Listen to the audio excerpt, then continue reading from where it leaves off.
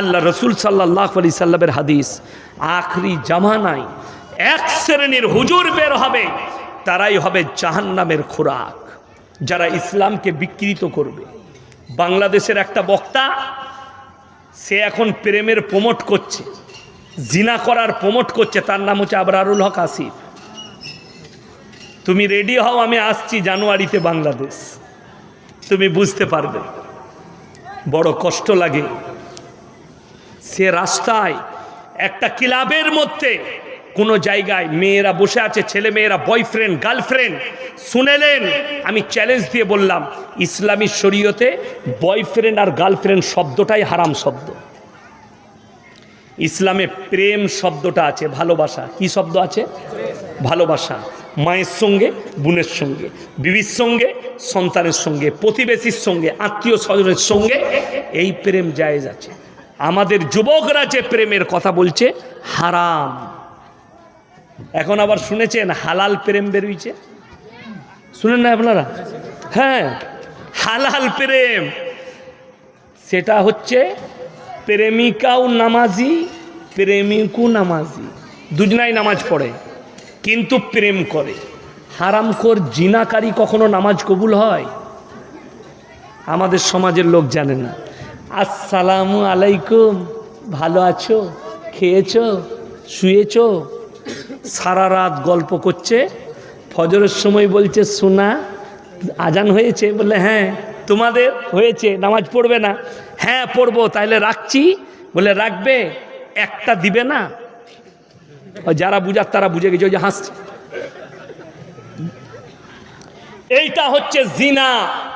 বেঈমান কাফেররা এটাই চেয়েছে, এরা নামাজের সাথে সাথে যেন জিনা করে, এরা নিজেকে মুসলমান বলার সাথে সাথে যেন হারাম জিনিসগুলোকে হালাল বলে নিজেরা অ্যাকসেপ্ট করে নেয়। এটার জন্য বলছি। আচ্ছা আপনারা বলুন, এই একটা মোবাইলের দাম, এই মোবাইলটা আমার 5 বছর হলো। ক বছর বললাম? আমি 1 লাখ টাকা দামি মোবাইল কিনতে পারি না? পারি না? পারি। এই মোবাইলটার দাম 16,800 টাকা নিয়েছিল। কত বললাম? 16,800। অ্যাকাউন্ট আছে, মাদ্রাসার বিভিন্ন কাজ করতে হয়, বিভিন্ন লোকের সঙ্গে কথা বলতে হয়, হোয়াটসঅ্যাপে লেখা পাঠাতে হয়, যার কারণে এটা নিয়া। বড় কষ্টের সঙ্গে বলছি, আজকে যারা নানি আছেন, যারা দাদি আছেন তারা শুনবেন, যারা দাদু আছেন, যারা নানা আছেন তাদেরকে এই উপদেশটা দিচ্ছি। লাতনি মাধ্যমিকে পাশ করেছে, নানা আমি মাধ্যমিকে পাশ করেছি, আমাকে একটা মোবাইল লাগবে। ঠিক বললাম না ভুল বললাম? নানি আমাকে একটা মোবাইল লাগবে। নানি এখন বড় মহব্বত করে লাতনির সঙ্গে, একটা মোবাইল কিনে দিয়ে দিল। সেই মোবাইলের দ্বারা সে যতগুলো পাপ করবে সেই পাপের হিস্সাদার ওর নানিও হবে, এটা মাথায় রাখবেন। আর সেই মেয়ে যখন জিনায় লিপ্ত হচ্ছে, এই নানির কপালে হাত। হাই রে নানি, হাই রে নানা, তুমি মাধ্যমিক পাশ করেছো, তোমাকে একটা বাংলা মানে কোরআন কিনে দিয়ে পাঠাচ্ছি, এটা পড়ো। লাভ আছে না লস? লাভ। বাংলা বুখারী শরীফ আছে না নাই? বাংলা তিরমিজি আছে না নাই? বাংলা মিশকাত শরীফ আছে না নাই? আরে বাংলা হাদিসের কিতাবগুলো কিনে দাও, কাজে লাগবে। ওই টাকাও লাগবে না। 5,000 টাকার ভেতরে সব হাদিসের কিতাব হবে না? হবে না বাবা? 500 টাকার ভেতরে একটা দামি কোরআন হবে না? হবে না? 500 টাকার একটা দামি মানে কোরআন লাতনিকে কিনে দিতে পারলেন না, একটা মোবাইল, তাও আবার খালা কি করেছে নানি, সে বন্ধন লোন না হলে গ্রুপ লোন নিয়ে কিনেছে। এক তো হারাম দিচ্ছে আর এক হারাম নিচ্ছে, বললেই খারাপ। খুব সাবধান। বেঈমান কাফেররা এটাই চায় যে এদের মধ্যে হারাম জিনিসগুলো প্রমোট হোক। আজকে সব থেকে বড় পাপটা যেটা ছুটে এসছে আমাদের কাছে, সেটার নাম হচ্ছে কি? পরকিয়া। কি নাম বললাম? পরকিয়া। ছুটে চলে এসছে। লোকের বউকে নিয়ে পালিয়ে যাওয়া, লোকের বউকে নিয়ে পালিয়ে ঘর করা, লোকের বিবির সঙ্গে জিনা করা।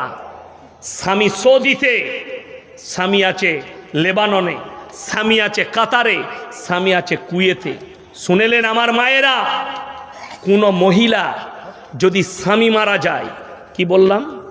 বিধবা হয়, স্বামী মারা যায়, আর সেই মহিলা নিজের বাচ্চাদের মুখের দিকে তাকিয়ে নিজেকে পর্দার সহিত দিনের ওপরে প্রতিষ্ঠিত রেখে ছেলেদের মুখের দিকে তাকিয়ে নিজের যৌবনকে যদি কুরবানি করে সন্তানের জন্যে, সে যদি নামাজি দিনদার মুসল্লি হয়, তার জান্নাতে যাওয়ার রাস্তা কেউ আর রুখতে পারবে না। জোরে বলুন সুবহানাল্লাহ।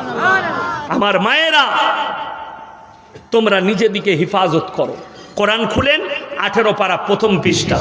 কাদ আফলাহাল মুমিনুন আল্লাযীনা হুম ফি সলাতিহিম খাশিউন ওয়াল্লাযীনা হুম আনিল লাগবি মুরিদুন ওয়াল্লাযীনা হুম লিয-যাকাতি ফাইলুন। কোরআন, কাদ আফলাহাল মুমিনুন। হে আমার নবী, প্রকৃত মুমিন কারা? তাদের 1 নম্বর গুণ হচ্ছে আল্লাযীনা হুম ফি সলাতিহিম খাশিউন। তারা যখন নামাজ পড়বে খুশু খুজুর সঙ্গে তারা যেন নামাজ আদায় করে, খুশু খুজু।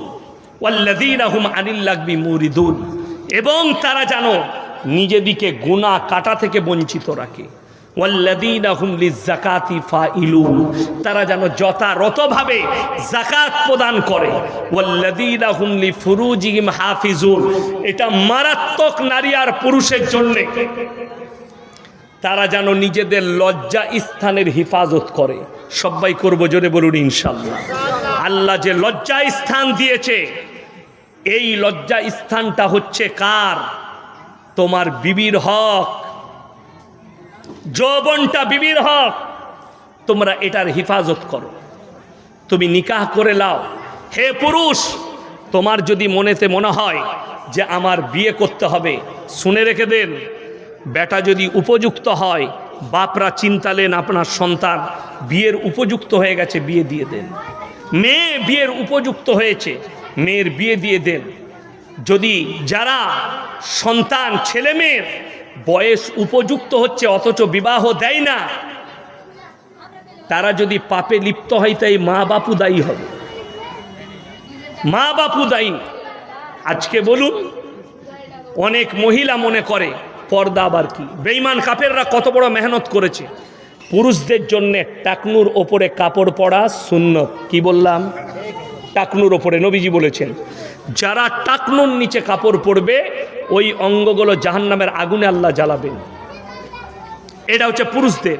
মহিলাদের জন্যে টাকনুর নিচে কাপড় পরতে হবে। কাদের বললাম? মহিলাদের। আপনি লক্ষ্য করুন, বাজারে যুবকরা আপনারা লক্ষ্য করবেন, বর্তমানে বেঈমান কাফেররা যে কাপড়গুলো প্রমোট করছে, বাজারে নিয়ে আসছে, প্রত্যেকটা মহিলার পায়জামাটা এইখানে, এরকম জায়গায়। ঠিক বললাম না ভুল বললাম? এইখানে পড়ছে, এই যে অঙ্গ বেরিয়ে থাকছে, এইটা দেখে যে পুরুষের মনে জিনা জাগবে, নাফসে জিনা জেগে যাবে, শুধু সেই ছেলেটা পাপী হবে না, সেই মেয়েটাও পাপী। অনেক পুরুষ, অনেক মহিলা বলছে আমরা যাইবা পোশাক পরলাম। অনেক শিক্ষিত লোক বলছে আরে এটা মডেলিংয়ের যুগ, আমার মেয়ে ছোট পোশাক পরবে না, মানে মডেলিংয়ের যুগ। আলহামদুলিল্লাহ, তোমার মেয়েকে ছোট পোশাক পরাও। আর ছোট পোশাক পরাটা, কম পোশাক পরাটা যদি মডেলিং হয়, জেনে রেখে দিবেন এই থানাটার নাম কি? করণদিঘি। এই করণদিঘি থানার সব থেকে বড় মডেলিং হচ্ছে কুত্তাগুলো, যারা কোনো পোশাকই পরে না। কিন্তু নারী যে হবে, আপনাদেরকে বুঝিয়ে দিই।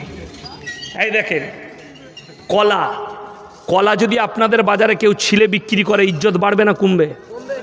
কেউ কিনবে? কিনবে না। কিন্তু কলা যদি